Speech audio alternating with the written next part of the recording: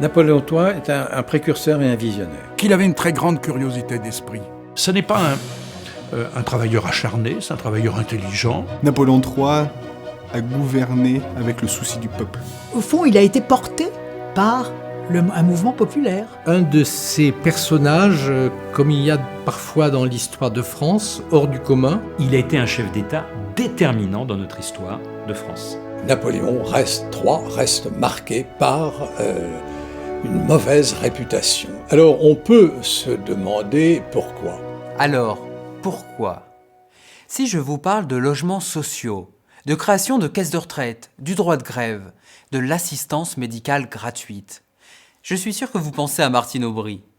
Si je vous parle de distribution gratuite de repas pour les plus démunis, Coluche ? Eh bien non. Je vais vous parler de Louis-Napoléon Bonaparte, le futur Napoléon III. Il est l'auteur des plus grandes avancées sociales, industrielles et économiques de l'histoire de France. Et pourtant, Napoléon III, avec le roi Charles X, est le souverain le plus mal aimé, mais aussi le plus mal connu. Alors, effectivement, on peut se poser la question « Pourquoi ?» C'est ce que je vous propose de découvrir ce soir, autour d'un café. Après l'abdication de Napoléon Ier en 1814, Louis XVIII, installé sur le trône des Bourbons, souhaite apaiser une opinion française agitée. Il fait promulguer la loi de 1816 qui chasse tous les Bonaparte du sol français à perpétuité. La mère de Louis-Napoléon, la reine Hortense, séparée de son mari l'ex-roi Louis de Hollande, se réfugie en Suisse, au château d'Arenenberg. Elle y crée une cour brillante.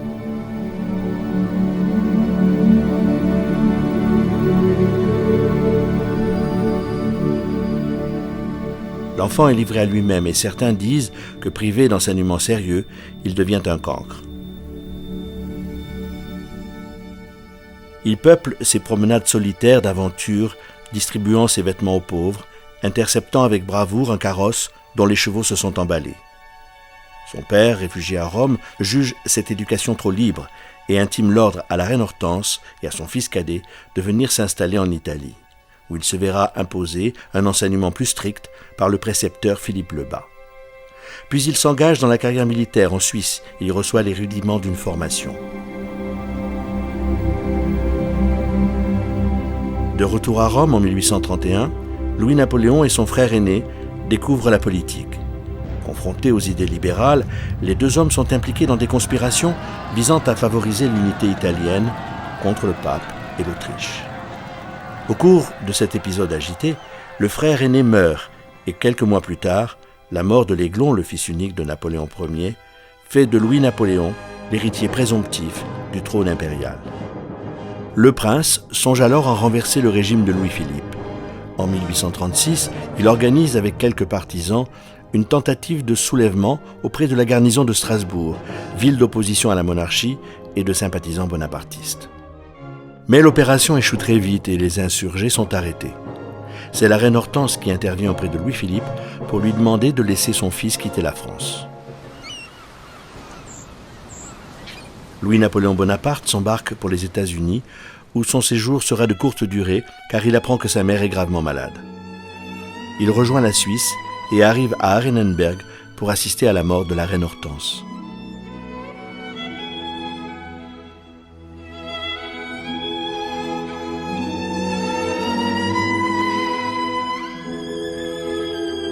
Après les obsèques de sa mère, Louis-Napoléon Bonaparte, toujours indésirable en France, reprend le chemin de l'exil vers l'Angleterre. Il profite de ce séjour pour observer partout, attendre son heure, rencontrer des gens, il est très mondain. En Angleterre, c'est vrai qu'on le considère tout à fait bien, alors qu'en France, on ne voulait pas en entendre parler. Et puis, voilà que la situation politique s'effritant un peu, il pense que son coup, de nouveau, il a sa chance, qu'il peut retenter le fameux coup des 100 jours. Et là, il va fomenter un nouveau coup d'État, deuxième tentative de coup d'État, débarquement à Boulogne. Il débarque à Boulogne à 7h du matin et à 10h, il est en prison.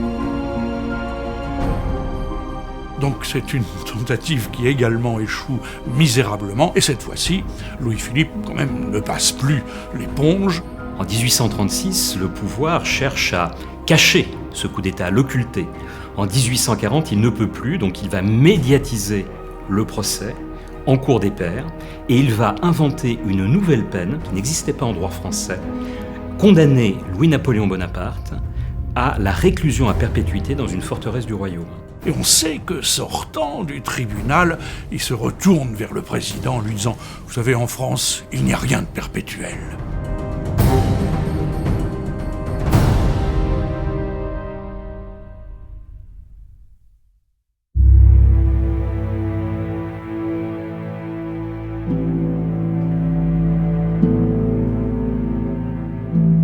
Il en profite pour étudier.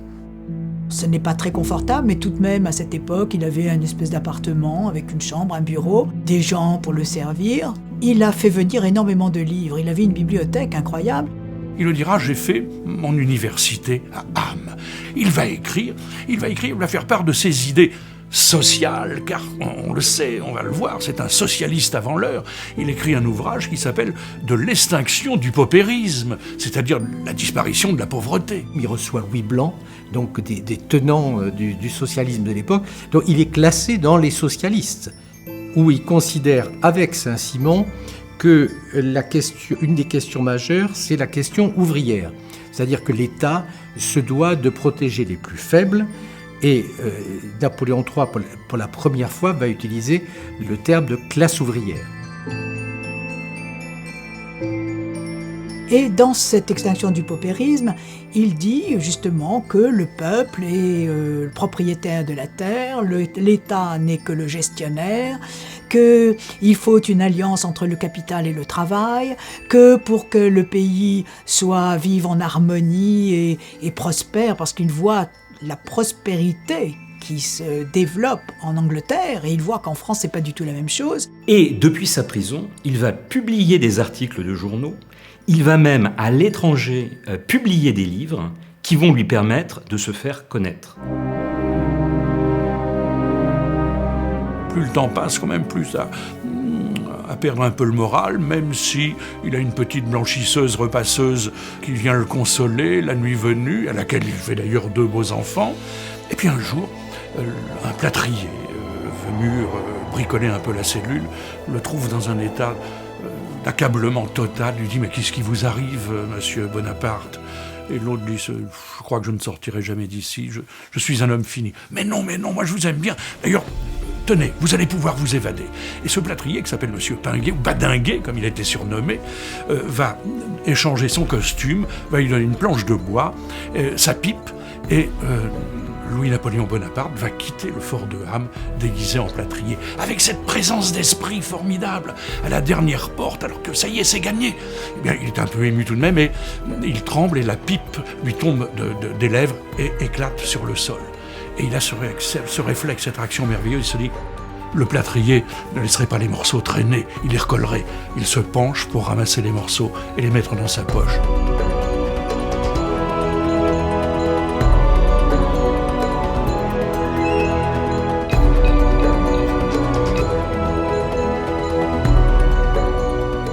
Cette étonnante évasion, le 25 mai 1846, du fort de Ham, conduit Louis-Napoléon Bonaparte en Angleterre où il s'installe dans une relation bourgeoise avec Miss Howard. Il y observe la société britannique qui est en pleine révolution industrielle. Cette parenthèse d'exil lui fait prendre conscience de l'avance considérable de l'Angleterre sur la France. Il mettra plus tard à profit ce constat. 2 ans plus tard, en février 1848, il apprend que Paris se révolte. La chute de Louis-Philippe et les sanglantes répressions de Cavaignac sonnent pour lui comme un appel à intervenir dans une France en plein bouleversement politique. Donc, le pouvoir est à prendre, puisqu'il y a un gouvernement provisoire qui vient s'installer avec M. Dupont de l'Eure comme chef du gouvernement provisoire. Et lui, le petit Napoléon, Miss Howard lui dit « Mais il faut y aller. » « Non, il ne faut rien précipiter, dit-il. » Comme quoi il a changé. Il attendait que les fruits mûrissent, vous savez. Quand il sait qu'il est élu député, sans avoir posé sa candidature d'ailleurs, quelques provinces l'ont élu député en France, alors là il rentre. En 1848, Louis-Napoléon Bonaparte a 39 ans, il est né en avril 1808. Et depuis ses plus jeunes années, il croit en son étoile qui lui dit, un jour, tu succéderas à ton oncle Napoléon Ier comme chef de l'État, soit président de la République, soit empereur des Français. Et dès ces jeunes années, il ne va avoir de cesse de tenter cette prise du pouvoir, d'abord de façon illégale par des coups d'État, et puis à partir de 1848 par la voie légale. De son temps, il faut voir qu'il a eu du mal à s'imposer dans le concert, si vous voulez, de l'époque, qui était évidemment le concert monarchique. Il avait un nom qui faisait peur. En plus, on le considérait quand même comme un aventurier. Il y avait eu donc les tentatives de coup d'État à Boulogne et Strasbourg. Donc on le voit arriver avec quand même beaucoup de réticence. Et on se dit, finalement, est-ce qu'il ne va pas vouloir chausser les bottes de son oncle et faire de la France une puissance qui va chercher la revanche? La loi d'exil est supprimée et il pose sa candidature aux élections présidentielles. Et cette candidature aux élections présidentielles, eh bien, d'abord, certains députés ne la craignaient pas vraiment, mais se disaient quand même, il peut être élu député, dit le député Touré à la Chambre, mais il faudrait interdire à tous les descendants des Orléans et des Bonaparte de briguer la magistrature suprême. Alors il monte à la tribune et il prend son air benet, parce qu'il sait le faire, ça, avec son accent un peu allemand, il dit « Mais je suis désolé, je ne brigue pas la magistrature suprême, qu'est-ce que vous racontez ?» Alors Touré, le député qui proposait la loi, ricane en disant « Mais c'est un parfait abruti. » Adolphe Thiers disait « Mais il se brûlera au rayon de la République, laissez-le. » Tout le monde le prend pour un benet. Si bien que la loi passe et il a le droit de se présenter à la magistrature suprême. Il a un programme que je qualifierais d'assez démagogique, en ce sens qu'il en promet pour toutes les catégories sociales. Il en promet aussi bien pour le clergé que pour les voltairiens et les anticléricaux, pour les couches populaires, mais également pour la grande bourgeoisie patronale. Électeurs, les malheureux meurent de faim. L'ouvrier est sans ouvrage. Le commerçant ne vend rien. Le propriétaire ne reçoit plus ses revenus. Le capitaliste n'ose plus mettre ses fonds dehors. La misère nous gagne chaque jour. Ce programme est susceptible de rassurer les Français puisqu'il promet l'ordre, le retour à l'ordre, après des semaines d'anarchie. Je rappelle quand même qu'en juin 1848, la France sort de l'une des pires guerres civiles de son histoire, avec plusieurs milliers de morts sur les barricades de Paris. Les républicains ont fait tirer sur le peuple, et lui était à Londres à ce moment-là, donc si vous voulez, il n'a pas les mains tachées de sang. Et il va être élu contre Cavaignac, Ledru-Rollin, Lamartine, etc. Avec un pourcentage absolument phénoménal, près de 75% des voix. Mais il est élu pourquoi? Parce que à cette époque-là, il n'y avait pas évidemment de publicité que l'on faisait un peu partout, mais il suffisait de coller une affiche en voyant le nom Bonaparte, Napoléon Bonaparte.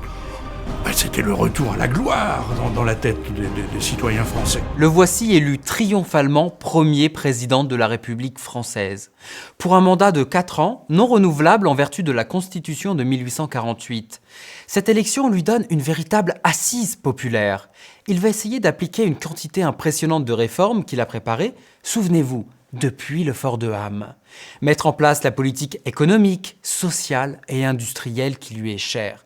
Mais les blocages sont nombreux, traqués, encerclés par les partis conservateurs et monarchistes. Le gouvernement est enfermé dans un carcan politico-institutionnel, on le nomme ministère de la captivité. Le président sait que 4 années de mandat ne suffiront pas pour appliquer son programme. Alors que va-t-il imaginer pour se donner le champ libre ? Il va être obligé de gouverner avec tout un appareil qui est un appareil orléaniste et républicain modéré, qui ne peuvent naturellement pas le sentir. Et ceux qui seront élus au corps législatif, qui est l'ancêtre de l'Assemblée nationale, étaient essentiellement des notables. Et les notables n'aimaient pas les problèmes ouvriers. Et donc, qu'est-ce qui va se passer? C'est qu'on va avoir une espèce de frein énorme pour toutes les réformes importantes, notamment sociales, de la part de cet appareil. Et il commence très vite d'ailleurs à montrer qu'il a des idées de socialiste très avancées. Il confisque tous les biens des Orléans. C'est une des premières choses qu'il fait. Alors évidemment, les journalistes disent « Oui, l'empereur Napoléon Ier prenait des capitales, lui prend nos capitaux. » Bon, mais il ne les prend pas pour lui, il les prend pour construire des premiers logements sociaux. Et oui, il construit des logements sociaux. Il crée des premières caisses de retraite, des fonds de caisses de retraite. Entre 51 et 52, il a voyagé dans toute la France.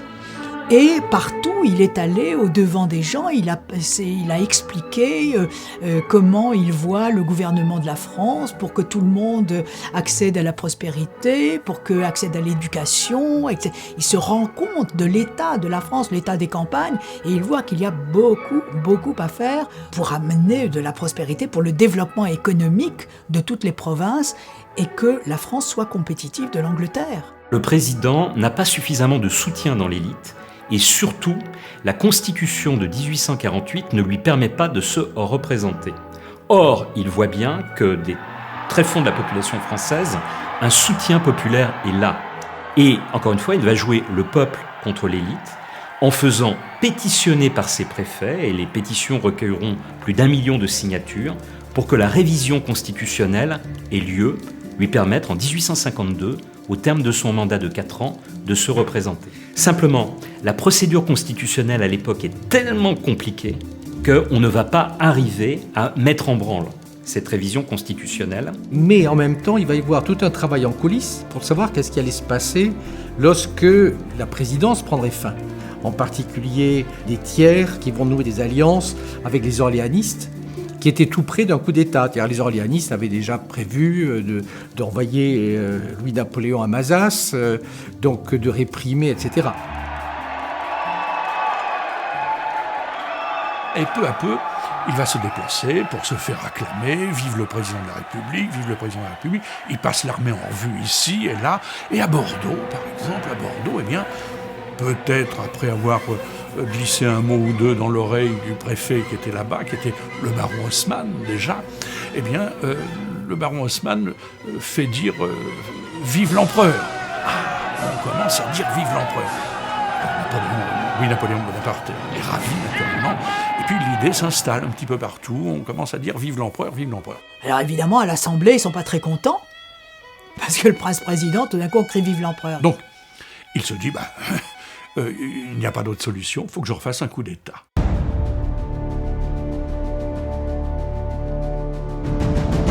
Il va travailler avec son demi-frère, le duc de Morny en personne, qui lui est un personnage absolument merveilleux, brillantissime, intelligent, qui est le ministre de l'Intérieur et qui a composé un petit dossier qui s'appelle le dossier Rubicon.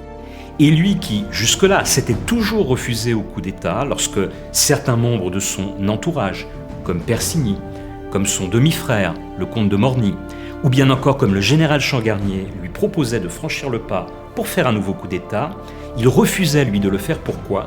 Tout simplement parce que le 20 décembre 1848, il avait prêté serment qu'il défendrait en fait la République et les institutions. Et il y avait le souvenir également de ces 2 coups d'État précédents manqués. Donc, c'est simplement quand il va voir que tout ça est impossible qu'il va se résoudre en août 1851 à franchir le pas et à tenter un coup d'État. Et au soir du 2 décembre de 1851, on ouvre le dossier Rubicon et c'est la nuit du coup d'État qui se passe comme du velours. Il y a quelques arrestations, on emmène Adolphe Thiers, on enlève les gens susceptibles de râler, sont emmenés à la prison de Mazas, là où il y a la gare d'Austerlitz aujourd'hui, en attendant de les libérer, très rapidement d'ailleurs. Et puis, l'affaire se passera bien, le sang ne coulera quasiment pas. Mais par contre, il avait quand même fait un serment à la République. Et le serment, alors je sais bien que c'est pour la noble cause. La République était morte, quoi qu'il arrive. Donc Louis-Napoléon, en vérité, en faisant son coup d'État, l'a fait non pas contre les républicains, mais il l'a fait contre une royauté renaissante. Et d'ailleurs, les principales personnes sur les listes à arrêter le soir du coup d'État n'étaient pas des républicains, c'était des royalistes. Le coup d'État, par essence, a été contre les royalistes. Le favori aux élections de 1852, celle où Louis-Napoléon Bonaparte ne pouvait pas se représenter, c'était le duc de Joinville, c'était le fils de Louis-Philippe. Il va d'ailleurs écrire « Je suis sorti de la légalité pour entrer dans le droit ». Ça veut dire quoi ? Je suis sorti de la légalité, en effet, à travers le coup d'État, pour entrer dans le droit, c'est-à-dire rétablissement du suffrage universel. Il n'en demeure pas moins qu'un plébiscite va être organisé 3 semaines plus tard, plébiscite qui avalisera le coup d'État. C'est-à-dire qu'il y avait la possibilité pour le peuple français de dire non. Les ouvriers ne vont pas s'opposer au coup d'État, et pour cause, puisqu'ils vont être les premiers bénéficiaires du rétablissement du suffrage universel, puisqu'ils étaient écartés du jeu politique précédemment. Et également, ils savent déjà quelle est l'aura socialiste de Louis-Napoléon. Donc on a 7,5 millions d'hommes sur un corps électoral de 10,5 millions qui donneront quitus en fait à Louis-Napoléon Bonaparte pour son coup d'État.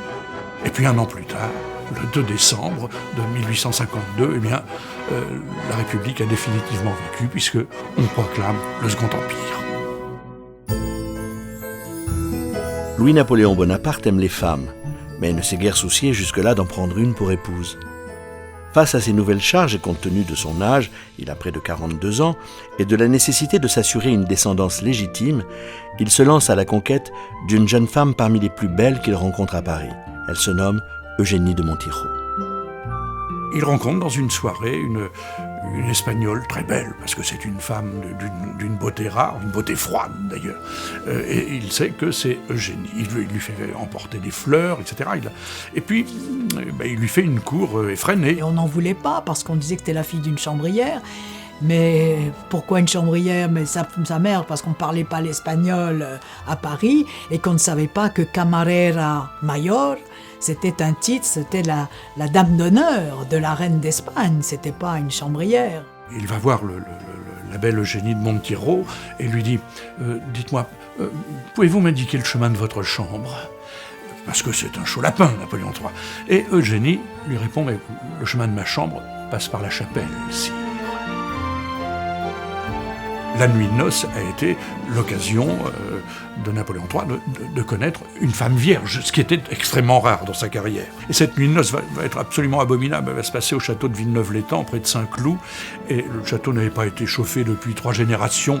On a grelotté de froid. Napoléon III n'a pas su réchauffer gentiment et délicatement son épouse. Et le lendemain matin, on le sait, Eugénie confiera à ses dames de compagnie l'amour qu'elle saleté. Un jour, Napoléon III, que toujours les paupières lourdes, obscurcissant les hublots, voit une belle jambe sur un beau fauteuil avec une belle robe. Directement, parce qu'il ne mettait pas des circonvoluzioni, il va à côté, il met la main, c'était le cardinal de Bonne-Chose qui se reposait. L'histoire est vraie. C'est vous dire combien... il était gourmand, voire affamé. Il le dira, mais j'ai quand même été fidèle pendant 6 mois, dira Napoléon III, ce qui était un record absolu pour lui. Dès que de jolis yeux et une jolie poitrine apparaissaient, il disait « Je suis là, je suis là ».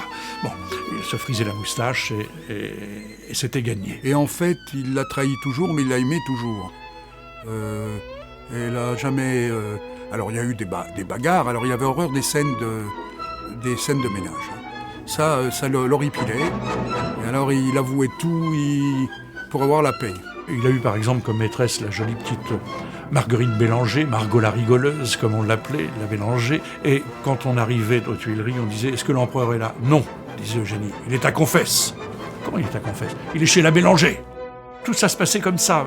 Eugénie était consciente. Elle est d'ailleurs allée voir Marguerite Bélanger en lui disant « Écoutez, je vous en prie, arrêtez, et vous allez le tuer. Il n'en peut plus, c'est un homme épuisé que vous achevez. » Donc Marguerite Bélanger va se retirer de la compétition. C'est enfin le moment pour le nouvel empereur de lancer les grandes réformes sociales qui lui tiennent à cœur et avec l'épargne, développer la croissance, l'emploi, ouvrir les grands chantiers, bouleverser l'architecture urbaine, donner de l'espace à la circulation des hommes et des marchandises, juguler l'insalubrité porteuse des grands fléaux comme le choléra.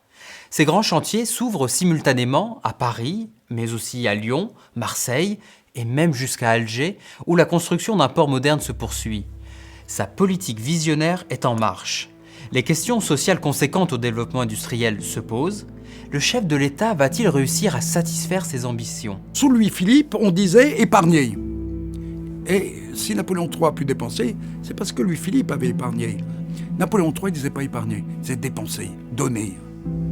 Et en fait, c'est ainsi qu'il a agrené la croissance de l'économie, le développement de la France et le rayonnement de la France. Il a été obligé de prendre des dispositions assez autoritaires, de manière à pouvoir mettre en œuvre sa politique qui était très visionnaire. Car dans l'expansion du paupérisme, et en particulier dans certains entretiens qu'il a eu par la suite, son idée c'était l'emploi. L'emploi pour sortir de la pauvreté. Il y a une population qui veut travailler. Donc il faut du travail. Et pour qu'il y ait du travail, il faut qu'il y ait de l'argent. Il faut qu'il y ait des entreprises. Et ces entreprises, pour qu'elles existent, il faut qu'il y ait de l'argent. Et pour qu'il y ait de l'argent, mais il faut qu'il y ait des banques. Et la plupart des banques d'aujourd'hui ont été créées sous Napoléon III, dans cette optique, la banque pour les entreprises, pour l'emploi.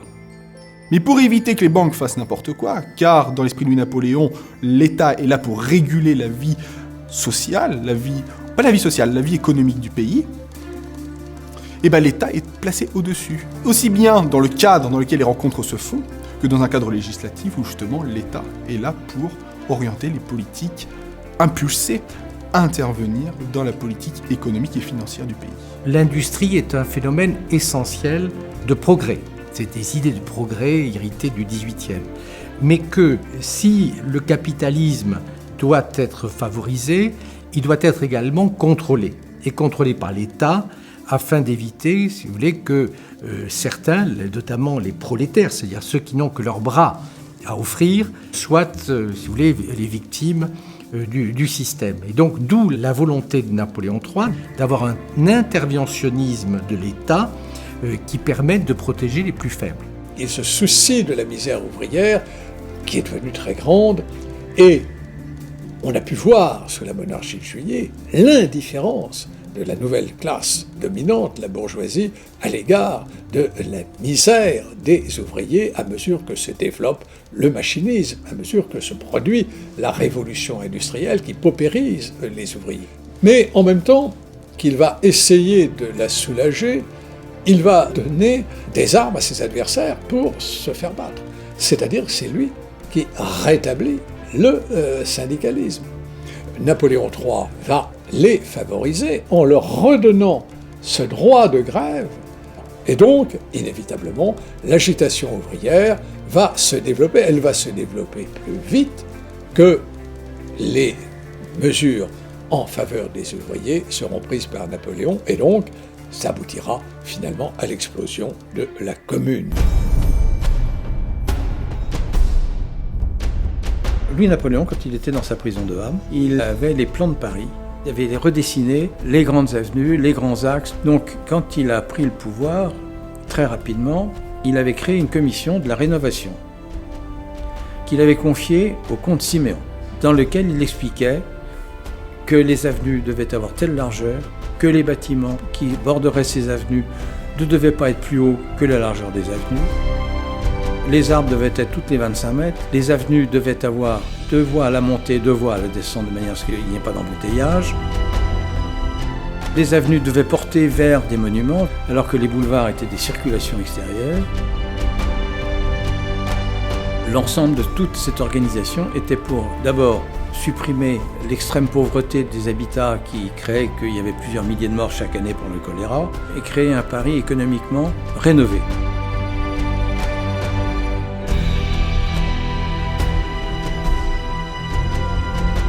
Il fallait un homme fort pour l'appliquer, parce qu'il fallait détruire, énormément détruire. Haussmann s'était révélé être le préfet qui avait la poigne. Et donc c'est comme ça que Haussmann a été finalement l'homme de la situation, bien que ce ne soit pas lui qui ait fait toute cette modification de la vie parisienne, et que c'est bien Napoléon III qui au départ avait fixé toutes les grandes lignes. Les Parisiens ont vécu des années difficiles quand on a redessiné les rues de Paris, creusé tout ça pour faire les grands boulevards.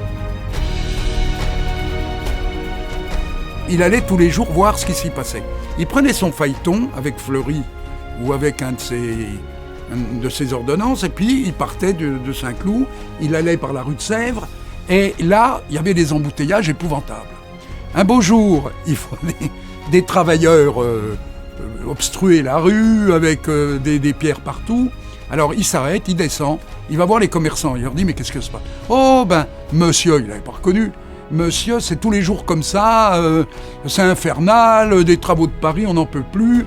Alors il est descendu, il a aidé les ouvriers à enlever les pierres, il est remonté. Le lendemain, il y avait 2000 soldats qui pavaient, qui arrangeaient, qui fluidifiaient. Enfin, ça a été vraiment très, très difficile à vivre, il a été extrêmement critiqué. Et puis finalement, quand on a vu le résultat, où le monde entier venait se promener, il disait Paris, la plus belle capitale du monde, c'est quand même un peu grâce à lui aussi.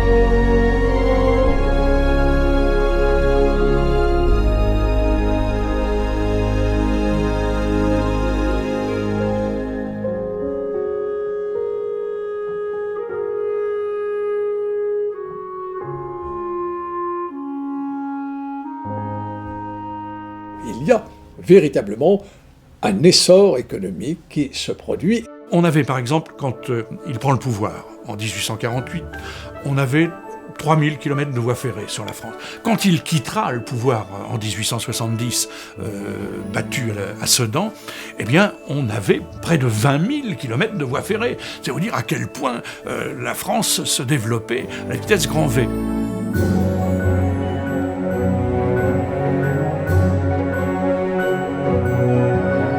Il a été à l'origine des mutations, entre autres de la marine, évidemment de l'artillerie. La mitrailleuse Réfi, vous savez, c'était le commandant Réfi qui a inventé la première mitrailleuse. Il faisait les essais à Satory avec Réfi, le dimanche, si je peux dire. Il prenait son fiacre, enfin son phaéton, il conduisait tout seul. De la même façon qu'il l'expérimentait dans le petit lac du château de Villeneuve-l'Étang, les premières torpilles. On crée les halles, tout un tas de monuments, l'opéra Garnier. Vous savez que quand l'architecte Garnier présente cet opéra, qui est très beau, à l'impératrice Eugénie, toujours de mauvaise humeur, lui dit « Oui, mais qu'est-ce que c'est comme style ?»« C'est du Napoléon III, Majesté, lui dit Garnier. »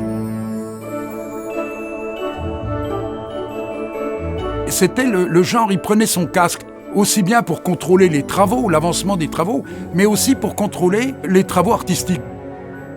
Un jour, Carpeau, qui travaillait dans le chantier, voit un pingouin en bourgeois monter une échelle mais de 10 mètres de haut, des sportifs.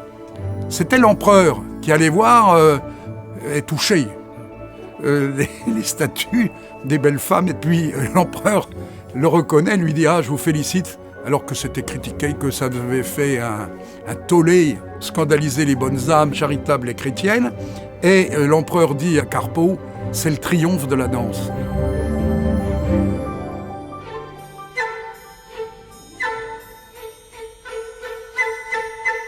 Sous le Second Empire, la France s'amuse. La polka, la valse, les quadrilles, tout le monde, mais vraiment le monde entendu dans son sens propre, vit au rythme de Paris. On va renouer avec une forme de faste qui avait été perdue sous la Restauration. Avec Napoléon III, c'est l'idée de faire fonctionner l'industrie du luxe à Paris pour des motifs économiques, mais aussi pour un motif de rayonnement de la capitale française. L'idée que Paris soit la capitale en quelque sorte de l'univers. 2 grandes expositions universelles vont avoir lieu à Paris pendant son règne, en 1855 et en 1867. Et Paris est la seule ville au monde à l'époque à pouvoir rivaliser avec la capitale économique de la planète qui est déjà devenue Londres. Paris était le centre de l'Europe, le centre du monde. On venait de partout pour ces expositions universelles, on venait de tous les coins du monde, on venait pour voir les produits français.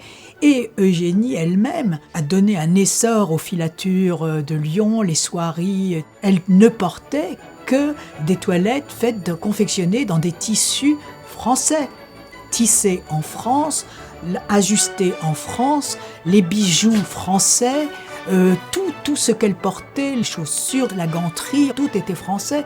La cuisine française, les restaurants français, puisque tous ces chefs d'État étrangers, princes étrangers venaient, c'était l'essor, le French Cancan.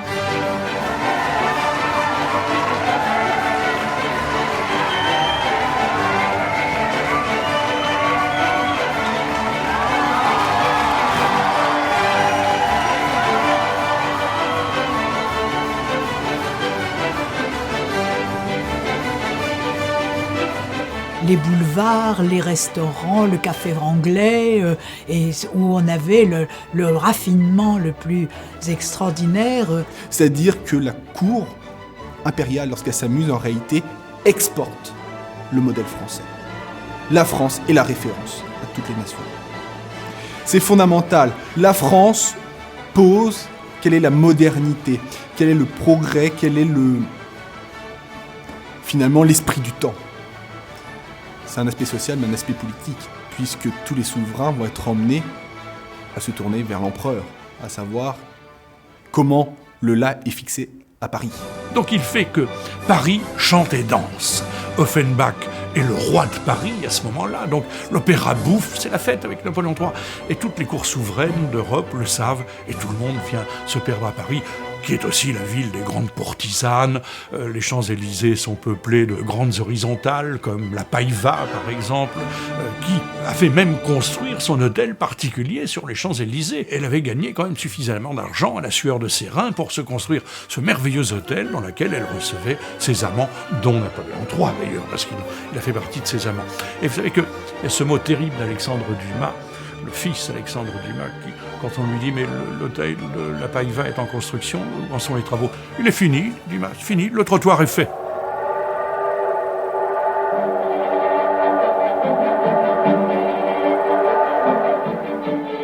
Napoléon III découvre Compiègne grâce au chemin de fer et dès le début de son règne, il s'y attache. Et il va y organiser tous les ans pratiquement, à l'automne, ce qu'on va appeler les séries. Alors qu'est-ce que c'est ? L'empereur et l'impératrice établissent ensemble une liste d'invités qui viennent passer une semaine en compagnie de leur majesté à Compiègne et qui, pendant cette semaine, vont chasser, vont se promener à Pierrefonds, écoutent des concerts, des pièces de théâtre. C'est essentiellement ludique, bien que l'empereur travaille aussi, réunisse ses ministres en même temps à Compiègne, mais surtout, l'empereur et l'impératrice souhaitent, à travers ces séries, non seulement se faire des fidèles, mais également contribuer à créer une nouvelle société. C'est fondamentalement le moment où justement, et original, où tout le monde se réunit pour pouvoir parler de toutes les discussions. Et c'est là encore très intéressant du point de vue politique de la manœuvre de Napoléon III d'utiliser la cour comme une concentration des potentiels de la nation. Les séries de Compiègne, finalement, ça permet de mettre en lien toutes les personnes qui, quotidiennement, finalement, ne se côtoient pas, ne se connaissent pas. C'est ce qui a permis, d'ailleurs, pour un point de vue industriel, la rencontre entre les banquiers et les industriels.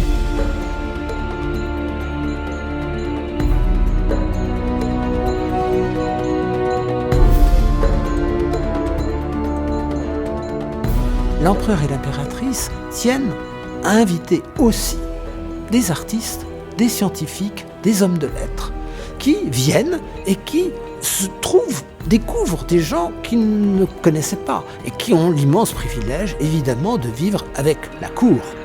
Car, en même temps, sont invités, bien sûr, ambassadeurs, princes et parfois courtisanes.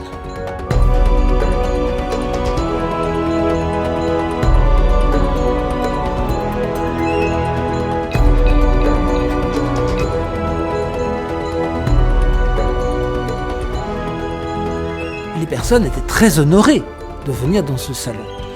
Parmi eux, donc, on sait que Pasteur est convié. Il descend avec un microscope et puis il montre certaines choses à l'empereur et l'impératrice. L'empereur avait son siège réservé, un petit fauteuil en cuir qui est là. L'impératrice était entourée d'autres personnes, ils étaient nombreux, mais cercle limité. Et à ce moment-là, Pasteur essaye de faire certaines démonstrations. Et par exemple, il veut montrer à l'empereur et l'impératrice que le sang humain est différent du sang de la grenouille. Donc, on apporte une grenouille et on demande à ceux qui veulent se piquer le doigt de le faire. Et l'impératrice est la toute première. Alors donc, évidemment, ça reste dans la mémoire collective. L'impératrice est la première à faire couler son sang. La recherche scientifique était encouragée par l'empereur et l'impératrice et donc, dans le cadre de ces séries, certaines choses se passaient. Il voulait surprendre et émerveiller ses invités. Et après le repas et tout ça, alors il y avait dans le fumoir où il y avait des discussions en privé, dans des petits salons. Et là, on s'entretenait avec un diplomate ou un prince ou un chef d'État qui était là en visite. Et c'est là qu'on avait les conversations privées. Et puis, après une belle chasse et un bon repas, un bon dîner, les bons vins et tout cela, la conversation était beaucoup plus aisée. On pouvait ainsi organiser des alliances, contrats, des alliances économiques ou industrielles ou politiques.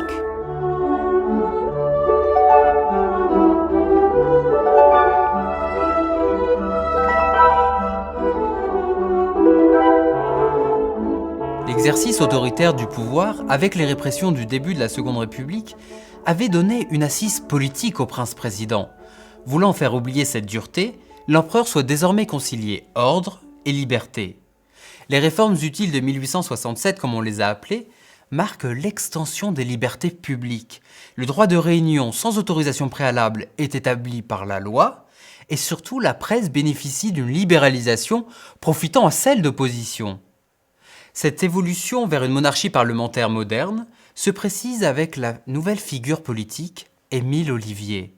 Son gouvernement va faire appliquer une quantité de réformes encore plus libérales les unes que les autres, mais elles seront approuvées par le plébiscite de mai 1870.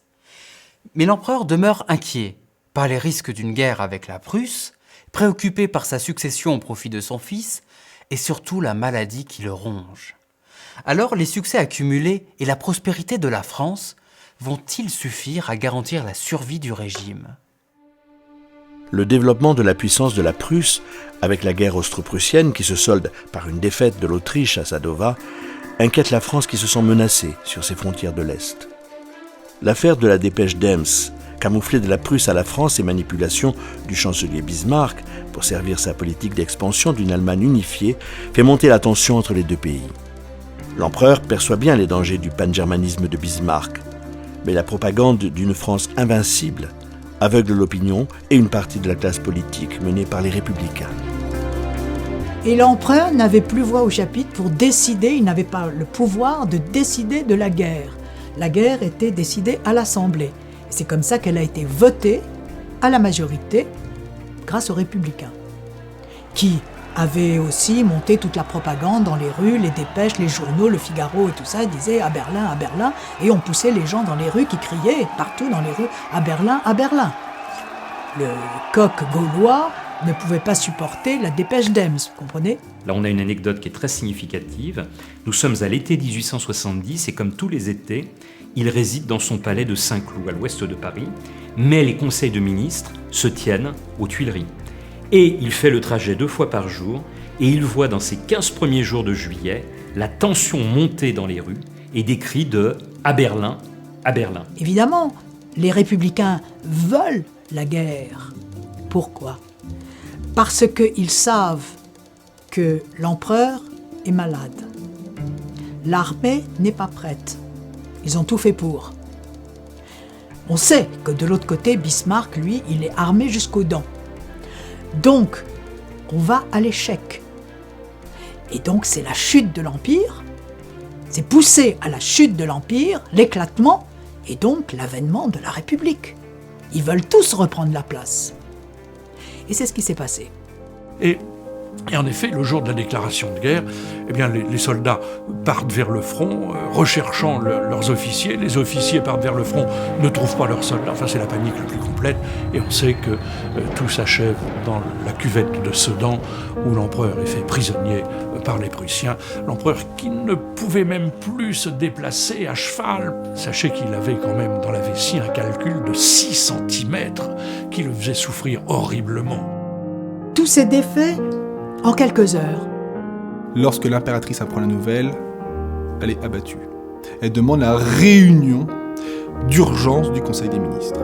Et l'impératrice dit cette phrase qui aura des conséquences fondamentales pour l'avenir du Second Empire.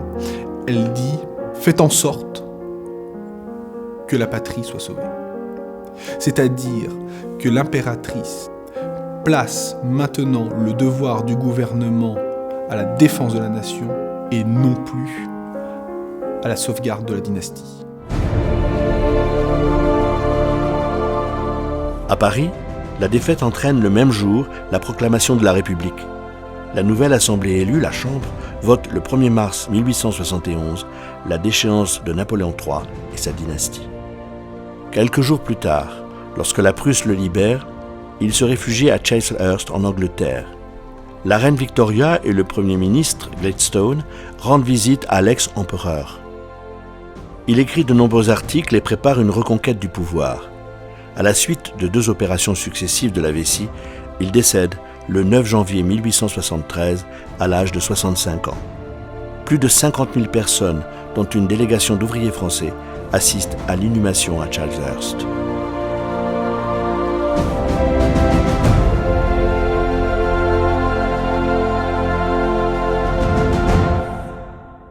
Il n'y a pas de légende de Napoléon III comme il y a eu une légende napoléonienne qui a entouré l'empereur. Les grands écrivains vont accabler ce régime. C'est le cas de Victor Hugo, avec les châtiments, avec Napoléon le Petit, et la plume de Victor Hugo se fait féroce quand on pense que si Napoléon III lui avait proposé ce portefeuille de l'éducation nationale sous la Seconde République qu'il demandait, il est évident que si Victor Hugo s'était mis au service de Napoléon III, vous imaginez ce que cela aurait donné. Mais Napoléon III n'a pas su le saisir, le séduire, et donc Victor Hugo développe la légende noire. Pour parler dans le langage contemporain, on pourrait parler de Napoléon III bashing. Ou alors, on ne peut pas ne pas se référer aux photos sous Staline, où quelqu'un disparaissait de la photo. Napoléon III a disparu de la photo, il a disparu de l'histoire de France. On occulte sa politique économique, sa politique sociale, l'urbanisation. La France doit lui être très reconnaissante, parce qu'il a donné cet essor international à la France. Pour moi, aujourd'hui, il n'y a pas de personnage qu'on peut comparer à Napoléon III. Je sais bien que sous la mandature présidentielle précédente, Napoléon III, plus exactement Nicolas Sarkozy, a pu être comparé à Napoléon III par certains journaux. On pense ici, par exemple, au moins à une du journal Marianne. Et pourtant, la comparaison n'est pas pertinente. Pourquoi ?